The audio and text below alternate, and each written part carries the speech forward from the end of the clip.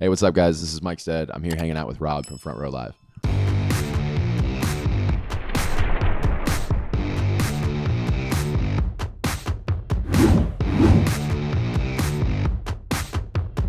What's up, guys? Rob here, Front Row Live Entertainment. I'm hanging out with Mike Stead here in LA.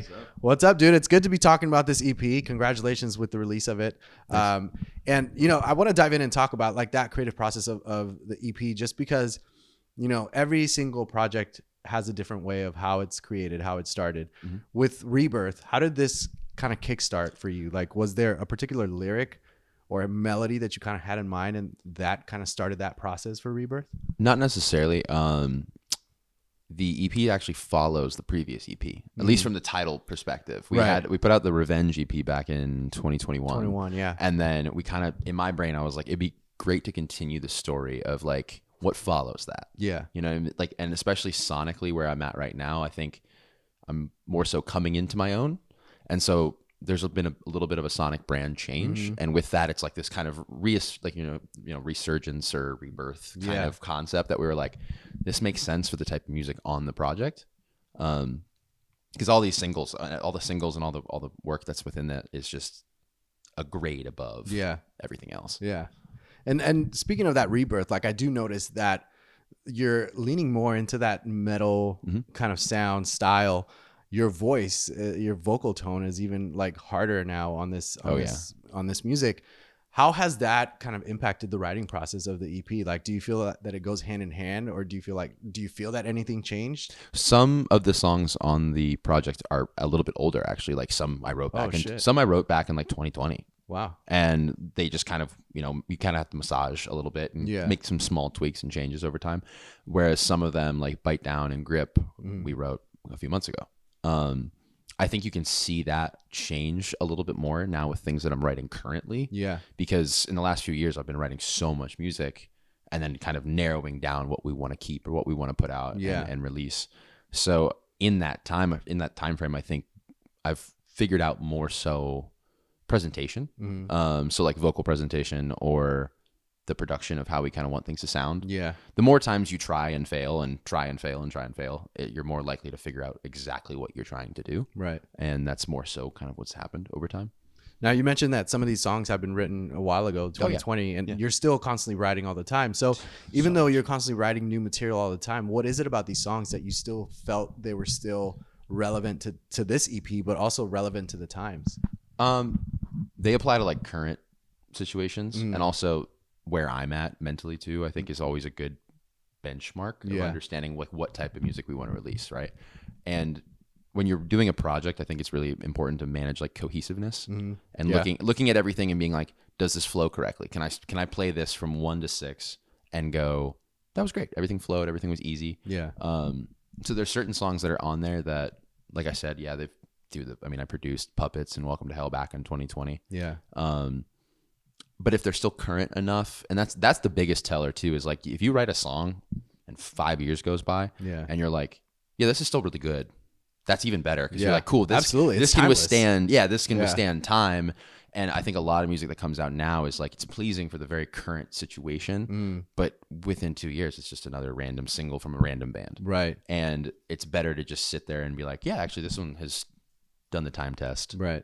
So if they're still good, they're still good. Yeah. So that's kind of the way I look at it. Talk to me a little bit about Welcome to Hell, just because you also have a feature on that with Emir. Yeah. And, I love that it's such a heavier song as well.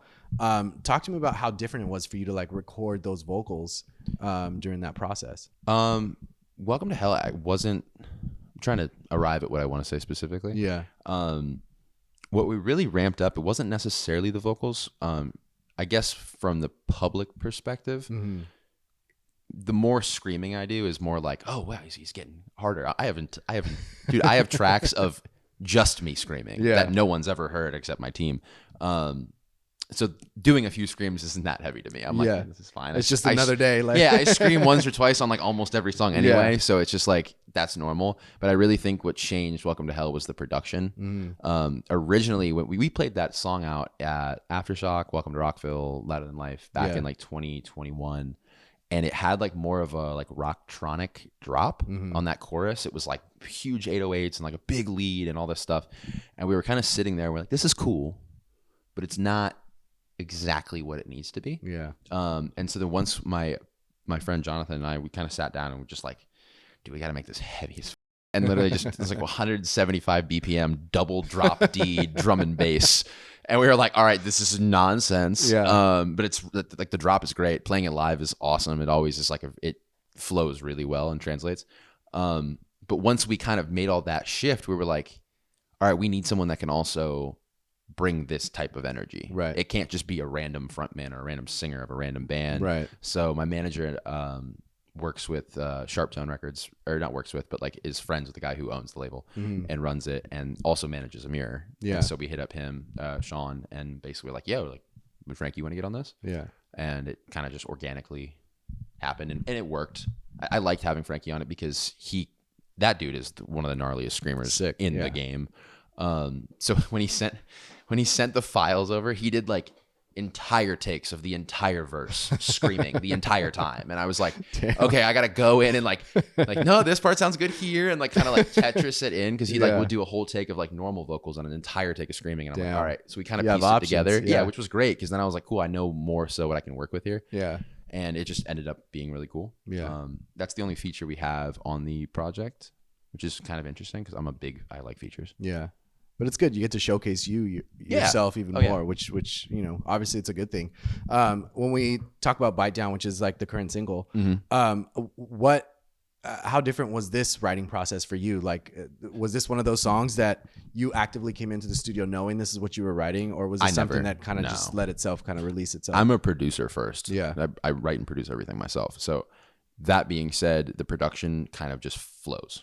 I sit down, I play a guitar note and be like, oh, I know where this is going to go. And like all the little gadgets in my brain kind of just start going. Damn. And so I'll usually, my writing process is usually I'll sit down. I have no intention of whatever the hell I'm going to make ever. There's no like agenda. That's cool, because you never know what you're going to leave with. It's great. And that's why like there's so many songs that like sonically you're like, oh, this is new. Bite Down's like 175 BPM, a little like drum and bass vibe, but it's kind of not. It's like every track is a standalone piece because it's written that way. Right.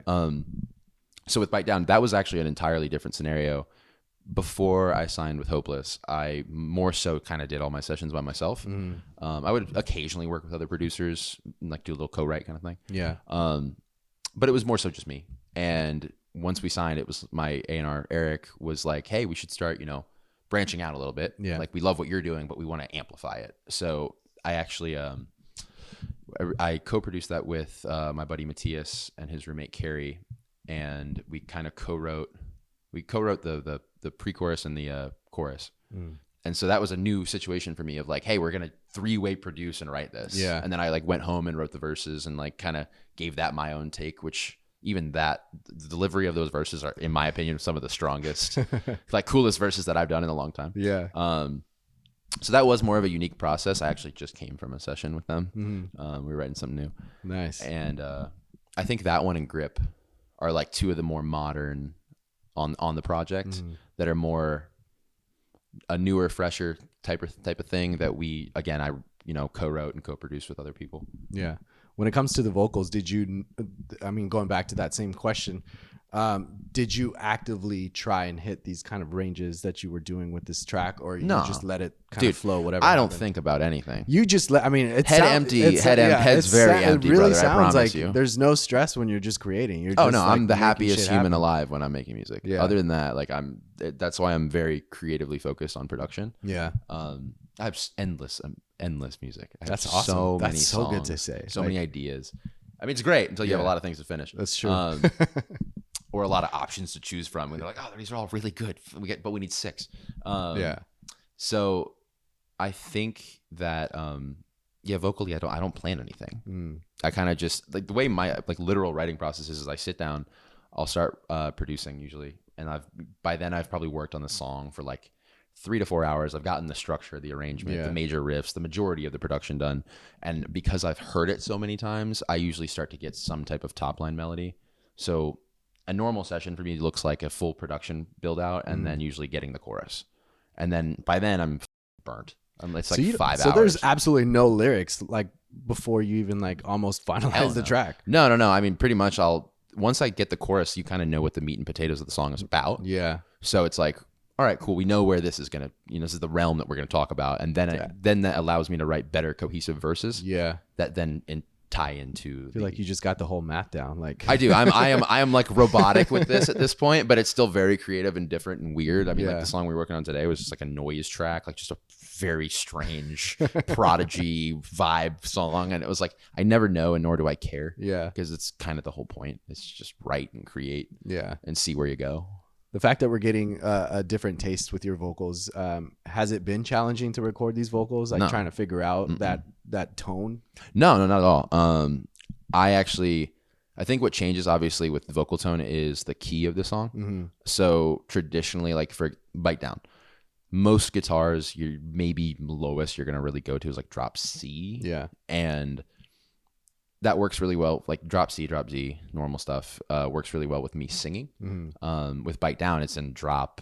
It was on like a baritone, like a 7-string. Yeah, and it's in like drop. Yeah, because you started out very, very low. I mean, I have a low voice if I talk down here. Seeing that the key of that song made sense, and like the vocals kind of flowed that way, I was like, oh, dude, this is sick. I love doing like lower baritone vocals, and even if I do it when we do it live, I think I do it like an octave higher, just to give it a little bit more presentation, right? Because sometimes, like with live music, everything kind of washes into itself.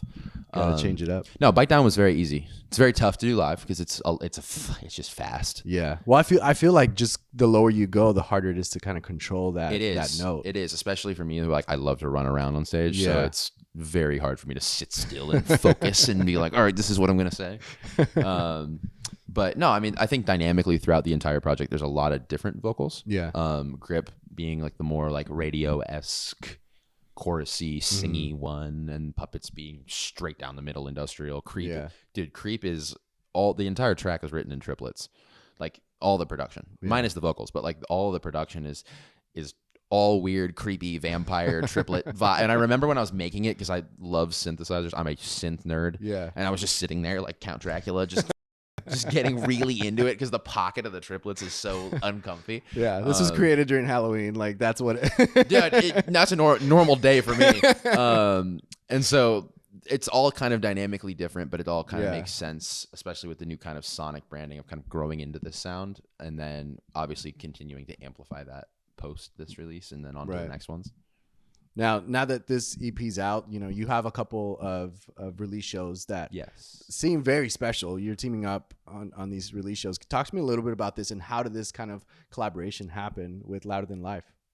My manager's relationship with them, straightforward. I mean, we've played a few of the festivals. We'll be playing a few more this coming year. And I don't know if I'm allowed to say that, but basically like his relationship with them and my relationship as well. They have all been very supportive, and they really get behind the project. They get behind me as a person. They're all very amazing human beings at that team over there. And so we kind of presented the idea of, hey, we've played a festival in both of these major markets. Yeah. We've never done a headlining show in Columbus, but we figured, we played there with Iceland Kills, and we did Sonic Temple. So it's enough. So they know who you are. Like it's enough that we've played there twice. Yeah. So we were like, and I love Louisville. Louisville is such a rowdy market. It's Kentucky, dude. No one cares. Everyone like Nashville, for example, you'd think would be like the fun. Oh, dude, it's Tennessee, but it's it's an industry city, so it's a lot of it's a different kind of vibe. Yeah. Yeah. I mean, you hit or miss on shows. Sometimes it's rowdy. Like sometimes you'll get a good pit, but other than that, sometimes it's very like industry folk radio people chilling in the back. You're gonna see too many ties in the background. Yeah, it's just like a bunch of suits and shit. So Louisville's not like that. It's just like a rowdy, B market. So that's kind of how it came about. And we were gonna do Nashville too, just because it's my home base currently. Right. But with the routing and availability, we were supposed to be on tour in like currently, and then things got pushed back to next year. So we were sitting there being like, well, we got to support this somehow. Yeah. And so we figured, hey, play two fun markets and team up. And it's holiday season, so I feel like that's kind of tough to bring people out, especially if people are traveling and so on and so on. Like, so it's probably a good idea that you're not on the road right now. I mean, a lot of bands don't tour during the winter. Yeah, it's because it's cold. and that too. Depending on like half the country might be getting snow is very dangerous. It's buses way and too crazy now. vans Yeah, and shit. Like no. Yeah, there's no need for that. I don't think we're potentially going out until like March. Yeah. Okay. Which, dude, our whole industry shuts down. Like, yeah, that's true. It takes a while for us to like shut down, and it takes even longer for us to like get back on the on track of things. Yeah, so. Nothing starts up until February anyway. Yeah, exactly. It's like January is just like a month of just kind of chilling and preparing for the storm of things, I guess. Exactly. And then February hits and gun ho, like. Yeah. Then it's just like, all right, everybody. Oh my God. During the process of this EP, which song do you feel that like made you kind of step out of your comfort zone more than you've done before, and why would you say that? I'm trying to think. I gotta think that one through. Bite Down does it a little bit because obviously the vocal shift on there of being like in that really low baritone. Yeah. That just obviously made me outside of the box a little bit, but it was really cool. But more so in the pre-chorus, it's really dissonant, and the way that we wrote the pre-chorus for Grip and for Bite Down, they're very similar, very like this like kind of dissonant little change. Yeah. And it's very rewarding when it comes back into the chorus, but doing that in the sense of being very meticulous about it. Yeah, I love pre-choruses. I'm a whore for a good pre-chorus. Like the pre-chorus in Welcome to Hell, for example. Like that's very just like straight, catchy. You get the vibe. Yeah. And it versus more like dissonant and kind of eerie and uncomfortable. Yeah. So that was different. That was being like, all right, cool. We're gonna take a different approach to this versus like a traditionally catchy, easy pre-chorus. Right. That makes sense. And then Creep's weird, dude. Creep's like spoken whispered. I mean, the title says it all, right? Dude, like... Creep is a good song, though. Creep is a weird, good song. It's great to play live because like the verses are like just very production heavy, and it's just like me kind of like whisper talking. It's very strange for sure. It's also all in triplets, so it's just uncomfy. But then the main riff comes in super hard, and it's just like very driving, very kind of Rammstein-esque vibe on that one. So I don't know. All the tracks are so different. Yeah, I love that. Like it has cohesiveness to it, but at the same time, like you take us into this different world with every song. I think a lot of really cool. I think a lot of bands make the same song over and over again. Yeah, they find their rhythm or their sweet spot. It's cool. In my opinion, I think it's cool to have a formula. Like most of my songs are written in pop format. Yeah, doesn't matter if it's metal. It's all written in pop format, and that's just kind of how I write. That's my formula. Yeah. There's like a lot of bands don't do pre-choruses, but I love a good pre-chorus. And but what I see is that bands will find one song that connects and be like, cool, I'm gonna make 9 more just like that. And I'm like, that is really stupid. That's horrible. Yeah, it's just, and then you see it more so, especially like Bite Down's been playing a lot on Octane, which is great. It's like our first official ad with SiriusXM, and I mean, dude, if you listen to a lot of the stuff that like consistently comes onto the channel, it's just like, all right, well, this band sounds like this band, and this band sounds like that band. Yeah. All these bands want to sound like Bring Me the Horizon, and these people want to sound like Bad Omens, and it's just the same thing. That's the problem, because it's like, oh, this is really hot right now, so let's do that. And dude, I can't, like, I don't get it. It makes it difficult to even want to try and listen to it when you know that it's gonna. There's another band that's doing it better. They already exist. There's no reason to chase something else like that. And because I'm a producer, I've been in those sessions with people. They're like, all right, so we want to sound like Bring Me the Horizon meets this, and it's like, not what I wanted to do today. Dude. Well, that's why when you ask me, you're like, what's your idea when you sit down? I'm like, I don't know, dude. Well, which is awesome, because everybody usually has that mindset. I have no idea what I'm doing. I genuinely 99% of the time I have no idea what I'm doing, and then everything's like, oh, this track's sick. Like that's just kind of the way it goes. Yeah. That's dope, because I feel like you're always going to be, I mean, not that they don't enjoy what they do, but I feel like you're always going to be enjoying your process, just because there's always going to be something new, something fresh, something, waking you up every time. I'm a fairly like serious, normal person, but when I'm making music, I'm a child. I am doing sprints around the room. If I get like a really good chorus that's really weird or really unique, and then like a really good top line, I'm in my room spinning, losing my mind like every single time. All right, next interview we got to do it in the studio while you're in a session, and I want to experience. Yeah, you can this just whole sit vibe. there and watch me, dude. I become very just I'm going down rabbit holes. That's sick. To wrap us up, this EP, you guys, Rebirth is out now. With this EP, was there a favorite moment that you kind of felt you had Or as far as like a favorite moment, as far as like kind of discovering a new kind of tone or a new instrumentation, or better yet, let me ask you another question. No, I see where you're going with that. I mean, it's not a great response, but like I was gonna say it's not a great question. But the guitars on the chorus of Grip are played. I think we played like sevenths instead of playing like traditional power chords. Yeah, because most of metal and rock is just power chords. Yeah. And we played like sevenths the whole time, and it has like this kind of churchy, like it has like a church vibe to it. It's very like anthemic church vibe, which I'm not religious, so for me is really funny. Yeah. And that was definitely like a weird thing where we're like, yo, this is we sat there and we played it back in power chords because we were like, all right, let's just try it out. And we're like, no, the sevenths kind of give it this like, I don't know, like I can't think of bands that I'd want to relate that to, but but I love that you're stepping out of like the norm with this, like just trying music, to do, which is awesome. Just trying to do different shit. Yeah, that's all that it is. I dig that. Everything's so saturated right now that the only way I think, and you'll see this, like you know this, if you look at festival lineups, it's the same bands. Yeah, it's the same headliners it's been for 30 years. Yeah, I mean, like Bring Me is the only band that's like really getting there, and like Bad Omens as well, but like there's not a lot of cool bands because they're all replicating other bands. Yeah. And I think that you genuinely have to risk it. Like my music's not very syncable. It's not very like friendly. I cuss every But I don't feel like that's why you're doing it. Like, no, but that's what I'm saying. Too. Like you have to make something so strange and unique and sacrifice the fact that you might not make a ton of money doing it. And then all of a sudden you might. Yeah. That's kind of where I'm from. Like dude, when 9 Inch Nails probably started, they were like, what the fuck are you doing? Yeah. And then everyone's like, this is amazing. Same concept. Yeah. I get it.